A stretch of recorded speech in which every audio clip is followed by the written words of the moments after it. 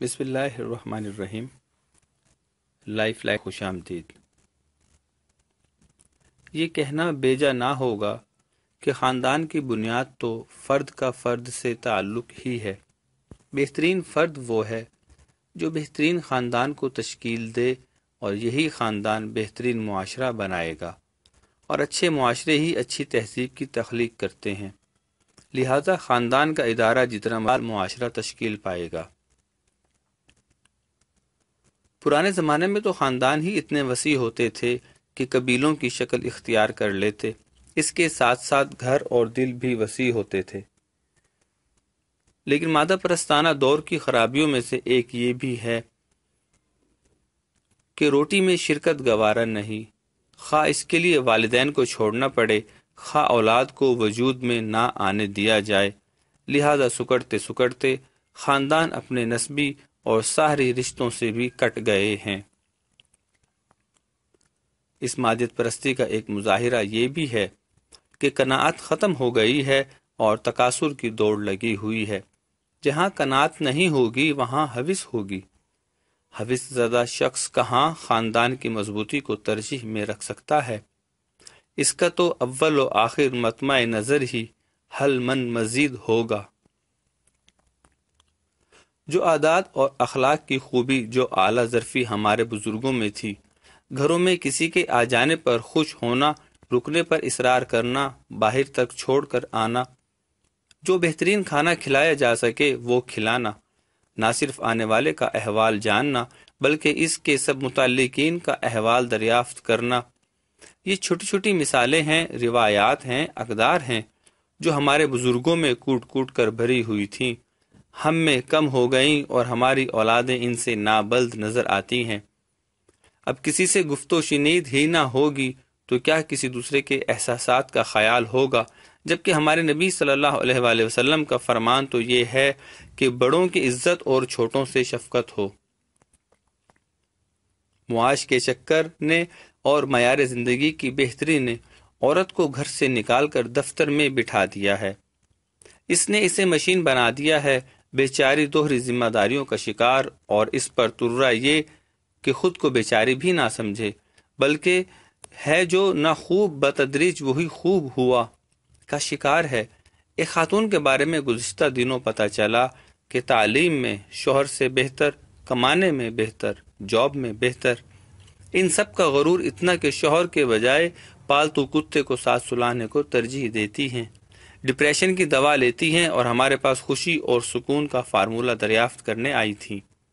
ہن لباسکم لکم ولکم لباس لہن کی کوشش ہی نہیں کی گئی کہ لباس یعنی شوہر کو کم حیثیت ہے۔ یہ غرور کہ میں خود کما لوں گی، اپنا بوجھ خود اٹھا لوں گی، خاندان والوں کو بسنے ہی نہیں دیتا۔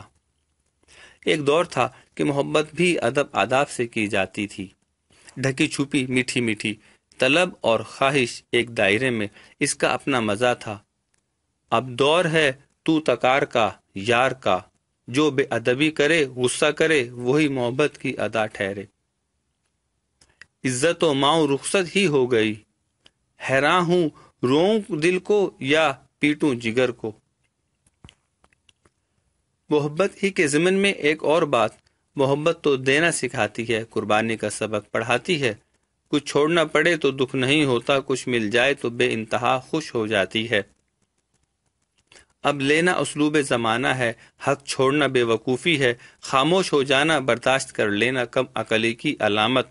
سو خاندان بکھر رہے ہیں، ایسے خود پسند انسان خاندان کے ادارے سے بن کر کھٹا کھٹ نکل رہے ہیں، جو محبت کو گھر، گاڑی، تنخواہ، تحائف جیسی مادی چیزوں میں گنتے ہیں، خدمت، اخلاق، کردار اور احترام جیسی غیر مادی صورت میں تولتے نہیں ہیں۔ حل کیا ہو؟ حل ایک ہی ہے، ان اکرمکم عند اللہ اتقاکم، اللہ کا خوف، اس کی محبت، جواب دہی کا احساس، دین کی سمجھ، رشتوں میں دینداری کی اولیت۔ اور دین بھی وہ جو اللہ کی کتاب میں درج ہے، ٹکڑے ٹکڑے اور خانوں میں بٹا ہوا دین بھی خاندان کو نہیں جوڑے گا۔ جہاں بیوی اپنے حقوق کے متعلق آیات نکال کر دینداری کو بدنام کرے اور شوہر اپنے حقوق کی۔ ایک خاتون بتانے لگیں کہ ہم نے تو دیکھا کہ داڑھی ہے اور نماز بھی پڑھتا ہے، گویا ظاہری وضاقتہ اور عبادات کو کل دین سمجھ لینا اور توقعات پوری نہ ہونے پر دین کو ہی مورد الزام ٹھہرانا بھی درست رویہ نہیں ہے۔ لیکن کیا کیجئے کہ دینداری میں یا تو یہی ماڈل معروف ہے یا پھر شدت پسند، رعایت نہ دینے والا، کاٹ کر الگ کر دینے والا ماڈل۔ اگر کسی کو اعتدال کا رویہ مل جائے تو خوش قسمتی جانیے۔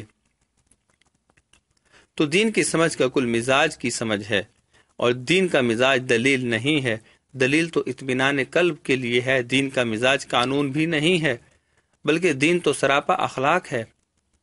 کانا خلق القرآن، قرآن احکام تو گنتی کے ہیں، باقی سب اخلاق ہی چھایا ہوا ہے۔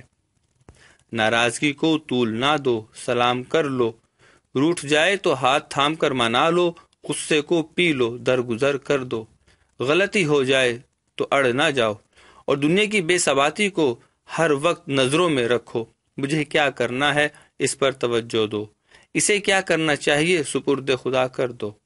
ایسا کرو گے تو اللہ اپنی مغفرت اور آسمانوں اور زمین کی وسعت والی جنت کا وعدہ ضرور پورا کرے گا انشاءاللہ۔ ہم امید کرتے ہیں کہ آپ کو یہ ویڈیو پسند آئے گی۔